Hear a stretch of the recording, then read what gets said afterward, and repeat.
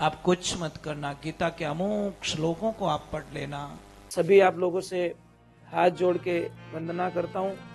हमारा जो चैनल है श्री सोनू महाराज, वो चैनल जरूर सब्सक्राइब करें और इन वीडियो को शेयर करते रहिए। श्लोक है वो कहां से शुरू होता है, कौन सा अक्षर है पहला और लास्ट क्या है, थोड़ा सा बताइए, शर्म मत करो, मैं बता दूंगा ना। धर्म क्षेत्रे कुरुक्षेत्रे संवेता युयुथान माम का पांडव क्षेव किम कुर्वत संजय। ये धर्म से शुरू हो रही है गीता और म पे खत्म हो रही है। 18वें अध्याय के लास्ट में श्लोक में आधा म आ रहा है और पूरा म आ रहा है, आधा र आ रहा है। धर्म ही गीता क्या है? धर्म ही गीता है, गीता ही धर्म है। जब आप निराश हो जाओ और आपको ऐसा फीलिंग होने लगे कि मैं कोई नहीं मेरे साथ में, मैं अकेला हो गया हूं, आप कुछ मत करना, गीता के अमूक श्लोकों को आप पढ़ लेना, बहुत एनर्जी मिलेगी आपको। आप कल्पना नहीं कर सकते इतनी पावर मेरे में कैसे आ गई। गीता क्या है? एक मृत्यु शैया पे सोए हुए व्यक्ति के लिए जीवन दान है, प्राण शक्ति एनर्जी बढ़ जाती। गीता कहां सुनाई गई पता है? कुरुक्षेत्र में, जब अर्जुन टूट चुका था। मुझे युद्ध नहीं करना, मुझे राज नहीं चाहिए, मुझे वो नहीं चाहिए, मतलब एक लास्ट रिजल्ट पे चला गया। उस वक्त में भगवान ने ये गीता सुन के उनको इतनी एनर्जी दे दी कि पूरा महाभारत का इतिहास बदल गया। इसलिए एक कमजोर निराश व्यक्ति को गीता का अध्ययन करना चाहिए। उसमें इतनी इतनी एनर्जी भरे श्लोक हैं। अगर किसी को नजर लग जाए, बार बार बीमार हो जाए, बार बार ऐसा भूत प्रेत जैसा आपको लगे कि इसको ये प्रॉब्लम सता रही है, तो गीता के 11वें अध्याय का 36वां श्लोक आप बार बार उसको पढ़िए और एक ताबीज बना के गले में बांध दीजिए। आपको कोई भी भूत प्रेत की बाधा आपको कभी नहीं सताएगी। इतना बढ़िया इलाज बताया गया है, पर कोई करता ही नहीं है। हमारी आदतें थोड़ी अलग हो गई है। एक बात का ध्यान रखना साहब, जिंदगी बड़ी अजीब सी है। हमने लाखों लोगों को देखा है कि जो घर का मंदिर होता है ना, घर का मंदिर, घर के मंदिर में आप पूजा पाठ करते हो, वहां पे तो कर रहे हो आरती, मंदिर बना है यहां पे और इस जगह पे हॉल है, मेन हॉल। आरती पूरी हुई और यहां पे आके चिल्लाना स्टार्ट कर दिया, छोरा कट गयो रे, मोड़ो क्यों करियो रे, यूं ठानी पड़े रे, यूं ढी ठानी पड़े, अने हाका करंडो का अपशब्दों रो प्रयोग। ले अटे बोले जो को भगवान होने ही को नहीं, अने अटे बोले जो को भगवान सुन ले। क्या गलत फहमी है भाई? जो तुम्हारी आरती सुन सकता है वो भगवान तुम्हारी गाली गलौज भी सुन सकता है। इसलिए डरो, थोड़ा डर होना जरूरी है कि भगवान कण कण में विराजमान है, तो आप कोई अपशब्दों का प्रयोग नहीं करोगे। दूसरे नंबर, माता बहनों, एक बात का ध्यान रखना, आप जिंदगी में आपको सब कुछ मिल जाए परंतु आप रे पति रे हम ही नहीं बोलना। आप ये ट्राई करके देखो। क्या है बात है? इनो मतलब दुखी जीव है, ये पक्की ठा पड़ गई आज, ये पक्की बात हो गई। ये दुखी आत्माओं बैठी है और मन री बात आओ तो इन तालियां ऑटोमेटिक बाजी महाराज। हमें तो लाज राख जो, साधु संतों ने शब्दों री लाज रखो। मैं सच में, मैं मजाक नहीं कर रहा हूं साहब। आदमी यानी कभी हिम्मत नहीं हारता, पर जब अपने बोल जाते हैं कि कई करियो थे, उन दिन वो पूरा टूट जाता है। ऐसे हिम्मत नहीं हारता आदमी, बहुत जिगर होता है साहब, बहुत मजबूती होती है।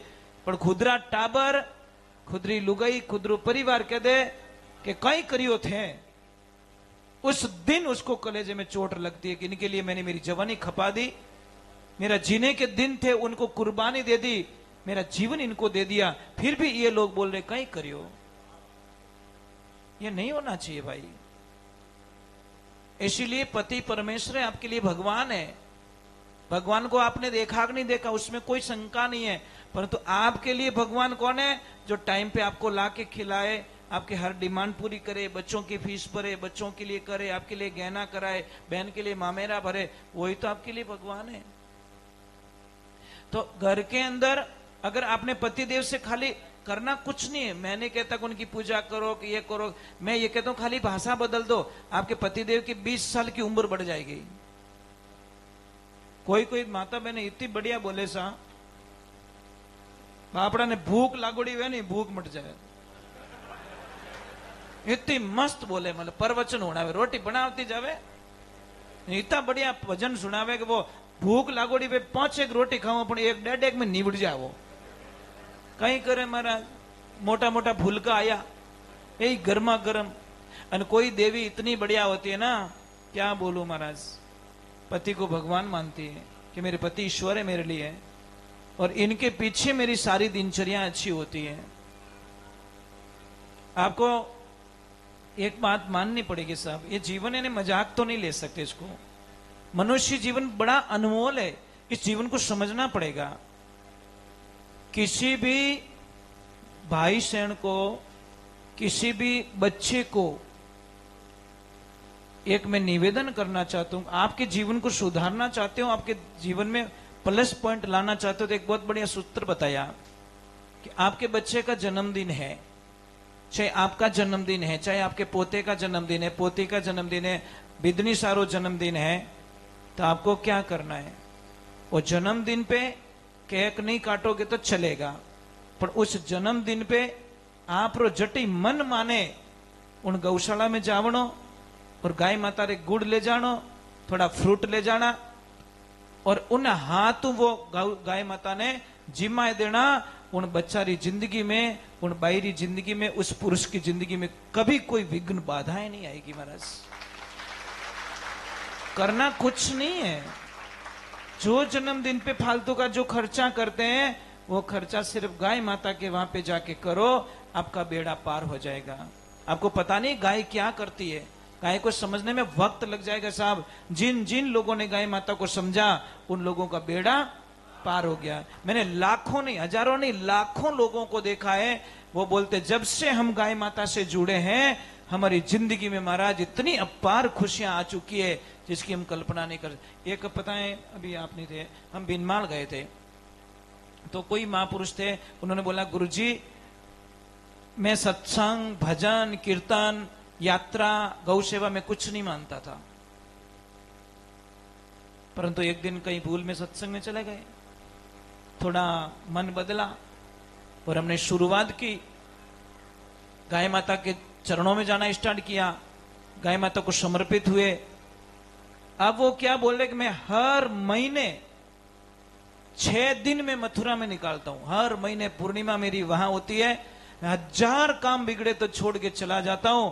और जब से मैंने कृष्ण के चरणों में जाना स्टार्ट किया, मेरा धंधा दिन दुना रात चौगुना, इतना व्यापार होता है। मैं 10 दिन वहां बिगाड़ता हूं तो मेरा टारगेट होता है वो 10 दिन में पूरा हो जाता है, इसमें कोई शंका नहीं है। समर्पण भाव करके देखो, आप एक बार समर्पण भाव करके देखो।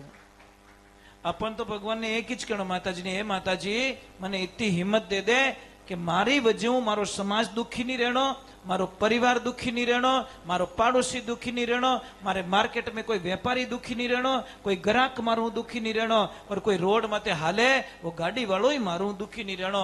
इतनी मने एनर्जी दे दे, इनो मोटी भक्ति दुनिया में कोई वे नहीं सके। समझने की कोशिश करो महापुरुषों। ऐसे 11:15 हो चुके हैं, मैं 1-2 भजन गा लेता हूँ क्योंकि 12 बजे तक की आदेश मिला हुआ है, फिर आरती कर लेंगे। और आरती के बाद में एक बहुत अच्छी बात बताऊंगा, वो थोड़ा आप, क्योंकि समय बहुत तेजी से जाता है ना, एना काम में बेगो बेगो घणो जावे, અને કટે ટ્રેન મોડી રહે તો બધો ટાઈમ તૂટે કોને, કણે